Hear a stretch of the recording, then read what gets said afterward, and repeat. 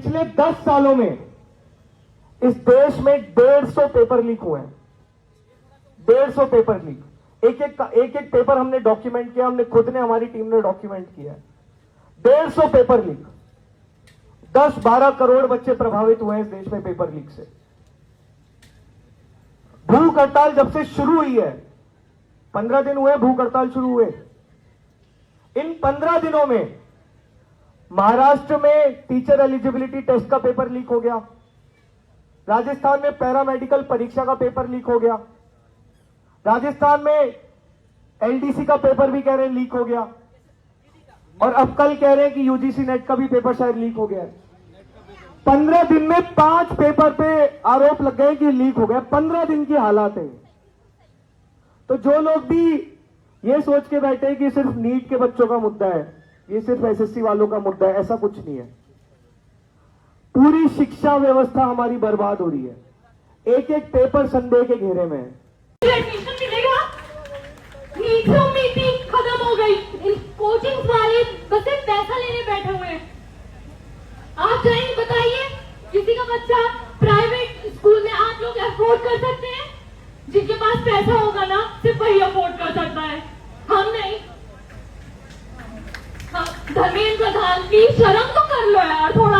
हम लोगों का फ्यूचर खराब हो गया है, हम क्या करें, कहाँ जाएं? बताइए ना, मुझे पता है लोग ताने मारते, तुमसे नहीं होगा, तुम क्यों कर रही हो? किसी ने पूछा नहीं मेरे से आगे कि तुम्हारा जोया कि तो तुम पढ़ रही होगी, क्या हो गया? मैं रात में बैठ के पढ़ती थी, रोती थी। मेरे फोन में वीडियो है, मैं सोचा था सिलेक्शन हो जाएगा, सब वीडियो डालूंगी। मैं रोती थी, क्या करूं, कैसे करूं? ये मेरी फ्रस्ट्रेशन, मुझे इतना गुस्सा आ रहा था, मैं कर नहीं पाई। मैं डॉक्टर बनना चाहती हूँ, मैं क्या करूं, कैसे बनूं?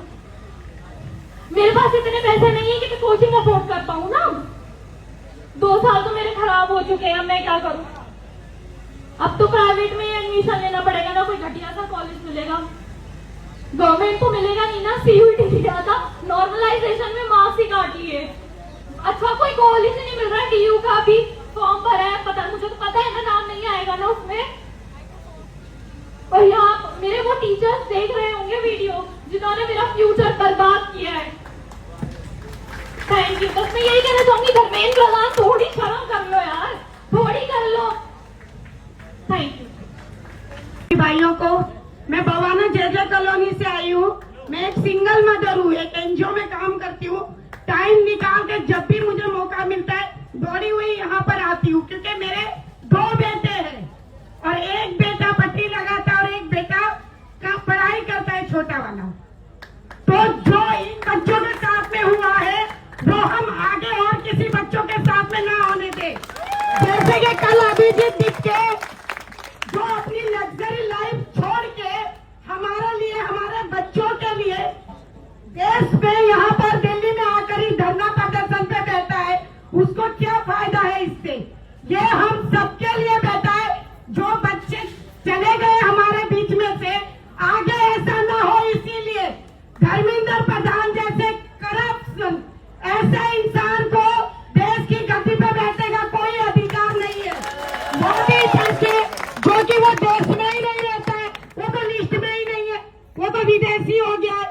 खाना खा के लिए हमने उसे प्रधानमंत्री बना रखा है और मुफ्त में मारा जा रहा बेचारा अभिजीत दिखे, क्योंकि वो स्कूल के फ्रंट पे सामने आ गया है। तो एक अकेले के ऊपर में दबाव मत डालो। अब हम सबको, जैसे मैं माँ हूँ, मैं यहाँ पर आई हूँ और टाइम निकाल के मैं आती हूँ, मुझे अच्छा लगता है यहाँ पे उसको मोटिवेट, उसको उसके सामने रहना अच्छा लगता है, क्योंकि वो बच्चे का रील्स देखा मैंने। वो कल पुलिस वालों के पैरों में गिर गया, कभी पानी के लिए, तो कभी तिरपाल के लिए, तो कभी खाने के लिए। कब तक के हम अपने ही देश में करप्शनों के पैरों में गिरेंगे? कब तक गिरेंगे हम दूसरों के पैरों में? हमारी रोटी, हमारा घर, हमारा अधिकार, ये कौन होते हैं हमें रोकने वाले? ये कौन होता है हमें रोकने वाले? अभिजीत के एक अच्छा बच्चा जो कि वहां से अपनी पढ़ाई लिखाई पढ़ रहा है, लिख रहा है, उसकी भी फैमिली है, उसकी भी तो माँ रोती होगी। उसकी हर माँ को डर लगता है जब अपना लाल घर से बाहर जाता है। मैं भी एक माँ हूँ, मेरा बच्चा बाहर जाता है, मुझे भी डर लगता है, कहाँ गया, अभी तक नहीं आया, अभी तक नहीं आया। तो उस उसकी माँ पे क्या बीत रही होगी ये बताइए आप, जो कि दुश्मनों के जंजाल में घेरे में अकेला बैठा हुआ है। कब क्या हो जाए कोई ठीक नहीं है। तो हम सबका ये दायित्व है और 20 तारीख को हम सबको कहाँ जाना है,